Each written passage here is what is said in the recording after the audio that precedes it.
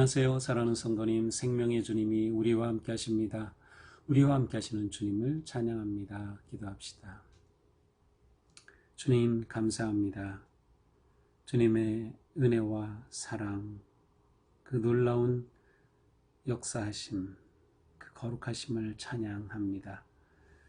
오늘도 주님의 말씀을 기대하고 또 사모하오니 우리에게 주님의 살아있는 말씀으로 깨우쳐 주시고 또 말씀을 통하여 저희들의 믿음이 더욱 아름답게 세워져 가며 매일매일 주님께 기쁨으로 순종하며 따르는 거룩한 주님의 자녀들 되게 하여 주시옵소서. 우리의 삶이 온전히 하나님의 것이 되고 또 하나님께 순종함으로 이 땅의 모든 삶의 자리에서 주님의 영광을 드러내는 저희가 되게 하여 주시옵소서. 예수님 이름으로 기도합니다. 아멘. 오늘 말씀은 다니엘서 3장 19절에서 마지막 30절까지입니다. 느부갓네살이 분이 가득하여 사드락과 미삭과 아벳느고를 향하여 얼굴빛을 바꾸고 명령하여 이르되 그 풀무불을 뜨겁게 하기를 평소보다 7배나 뜨겁게 하라 하고 군대 중 용사 몇 사람에게 명령하여 사드락과 미삭과 아벳느고를 결박하여 극렬히 타는 풀무불 가운데 던지라 하니라. 그러자 그 사람들을 겉옷과 속옷과 모자와 다른 옷을 입은 채 결박하여 맹렬히 타는 풀무불 가운데에 던졌더라. 왕의 명령이 엄하고 풀무불이 심히 뜨거우므로 불꽃이 사드락과 미삭과 아벳느고를 붙든 사람을 태워 죽였고 이 세 사람 사드락과 미삭과 아벳느고는 결박된 채 맹렬히 타는 풀무불 가운데 떨어졌더라. 그때 느부갓네살 왕이 놀라 급히 일어나서 모사들에게 물어가로되 우리가 결박하여 불 가운데 던진 자는 세 사람이 아니었느냐 하니 그들이 왕에게 대답하여 이르되 왕이여 올소이다 하더라. 왕이 또 말하여 이르되 내가 보니 결박되지 아니한 네 사람이 불 가운데로 다니는데 상하지도 아니하였고 그 넷째 모양은 신들의 아들과 같도다 하고 느부갓네살이 맹렬히 타는 풀무불 아귀까지 가서 불러 이르되 지극히 높으신 하나님의 종 사드락 메삭 아벳느고야 나와서 이리로 오라 하매 사드락과 메삭과 아벳느고가 불 가운데서 나온지라. 총독과 지사와 행정관과 왕의 모사들이 모여 이 사람들을 본즉 불이 등이 그들의 몸을 해하지 못하였고 머리털도 걸리지 아니하였고 겉옷빛도 변하지 아니하였고 불탄 냄새도 없었더라. 느부갓네살이 말하여 이르되 사드락과 미삭과 아벳느고의 하나님을 찬송할지로다. 그가 그의 천사를 보내사 자기를 의뢰하고 그들의 몸을 바쳐 왕의 명령을 거역하고 그 하나님 밖에는 다른 신을 섬기지 아니하며 그에게 절하지 아니한 종들을 구원하셨도다. 그러므로 내가 이제 조서를 내리노니 각 백성과 각 나라와 언어를 말하는 자가 모두 사드락과 메삭과 아벳느고의 하나님께 경솔히 말하거든 그 몸을 쪼개고 그 집을 거름터로 삼을지니 이는 이같이 사람을 구원할 다른 신이 없음이니라 하더라. 왕이 드디어 사드락과 메삭과 아벳느고를 바빌론 지방에서 더욱 높이니라. 아멘. 자, 사드락과 메삭과 아벳느고는 느부갓네살 왕 앞에서 조금도 굽히지 않습니다. 우리를 풀무불 가운데 던져 넣고 하나님이 비록 구하지 아니하신다 할지라도 우리는 왕의 만든 그 신상에 절하지 않겠습니다. 이러한 대답에 이 느부갓네살이 아주 분해서 사드락과 메삭과 아벳느고를 향하여 얼굴빛을 바꾸고 명령을 합니다. 그 명령은 무엇이겠어요? 바로 이 세 사람을 풀무불에 던져 넣는 것이죠. 그러면서 평소보다 7배나 뜨겁게 하라고 말합니다. 그래서 이제 그 풀무불이 7배나 뜨겁게, 꼭 7배라기보다는 아주 최대한 뜨겁게 그렇게 달구는 것입니다. 그래서 군대 용사 중 몇 명에게 명령해서 이제 사드락과 메삭과 아벳느고를 결박하고 그 다음에 극렬히 타는 풀무불 가운데 던져라 그 명령이 내립니다. 이때 사드락 메삭 아벳느고는 지방의 관리의 복장 그대로였습니다. 겉옷, 속옷, 모자, 다른 옷을 입은 채 그대로 결박되어서 맹렬히 타는 풀무불 가운데 던져집니다.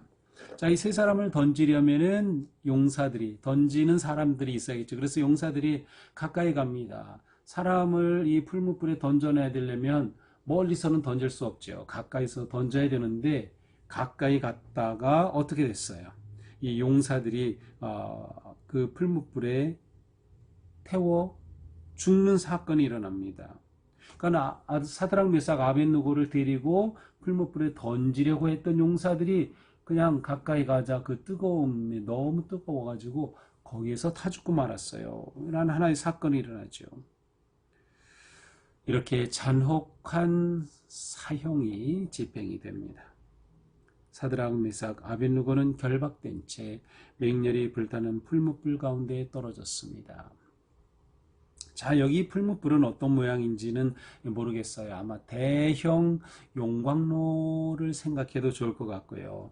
아주 대형 화로이겠죠. 그럼 불가마와 같은 곳일 것 같아요. 바로 그곳에 던져져서 잔혹하게 화형에 처해지게 됩니다. 자, 이렇게 던져놨으면 끝이죠. 이렇게 엄청 뜨거우니 던지는 그 순간임이 재가 되고 말 상황입니다. 그런데 어떻게 된 일입니까? 24절에 보니까 느부갓네살이 깜짝 놀랐어요. 아니, 우리가 결박해서 불에 던진 사람은 셋이 아니냐? 그런데 셋이 던지자마자 죽어서 그냥 쓰러져야 되는데, 없어져야 되는데, 그게 아니라 결박되지 않은 채로 다 풀렸어요. 풀렸다 자유롭게 그 안에서 네 사람이 거닐고 있는 겁니다. 아니, 세 사람을 던졌는데 또 한 사람이 있어요. 그러면서 이 넷째 사람은 마치 모양이 신의 아들과 같도다. 그러한 말을 왕이 합니다. 그 순간 왕은 깨달았죠. 아니, 이 뜨거운 불에도 죽지 않고 저 안에서 거닐고 있어? 이거는 상상이 불가능한 일이죠. 그들과 함께 있는 또 네 번째 사람, 이 사람은 보통 여기에 이제 신의 아들들이라고 아들과 같다 그랬기 때문에 이제 예수 그리스도의 모형이다 이렇게 보기도 하지만 그냥 하나님께서 그 사드락과 메삭과 아벳느고를 보호하시려고 보낸 천사라고 보는 것이 더 좋을 것 같아요. 왜냐하면 28절에서는 천사라고 하는 그러한 단어로 또 나오고 있기 때문이죠. 느부갓네살은 이거 보통이 아닌 거죠. 이건 정말 이 사드락과 메삭과 아벳느고 믿을 수 없는 존재입니다. 그래서 이 왕이 몸소 최대한 이 풀무불에 가까이 가서 크게 소리쳐 말합니다. 지극히 높으신 하나님의 종 사드락 메삭 아벳느고야, 그들을 부르죠. 이리로 나와라, 그렇게 말합니다. 그러자 그 세 사람이 화로 밖으로 나오게 됩니다.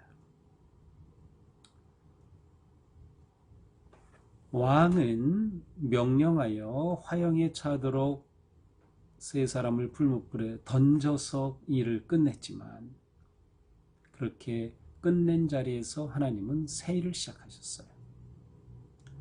완전히 희망이 없는 것 같은, 세상이 승리한 것 같은, 불의가 승리한 것 같은 그 순간 그 자리는 하나님이 역사하시는 놀라운 새 생명과 기적의 자리가 된 거죠.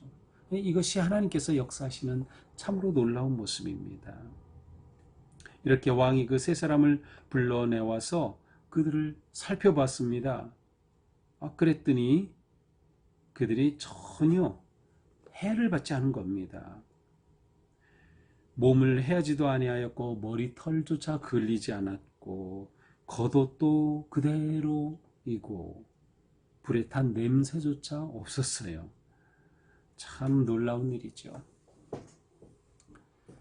용광로는 보통 이렇게 재련을 하죠. 그래서 불순물을 다 걸러내고 이제 이렇게 순수한 것을 만들어내는 것이 바로 이 용광로이듯이 이 다니엘의 세 친구 이들은 뜨거운 풀무불에 던져져서 정말 정죄되고 순수한 믿음의 사람으로 다시 거듭난 그런 모습이에요.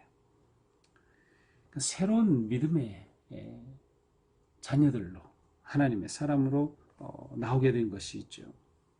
전혀 해를 입지 않고 아무런 흔적조차 없는 그러한 모습이었습니다.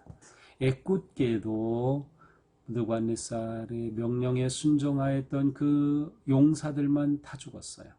그러나 하나님께 순종하였던 이 세 사람은 전혀 해를 받지 않고 살아남은 거죠.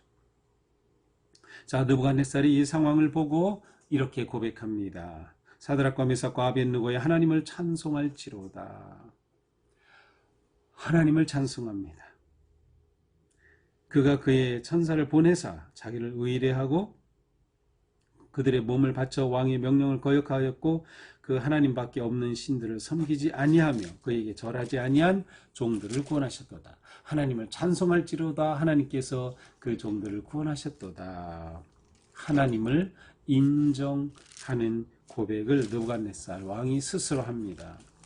자, 이것은 어제 보았던 말씀 15절에서 이 사드락과 메삭과 아벳느고에게 왕이 뭐라고 합니까? 내가 너희들 풀무불에 던져놓을 것이다.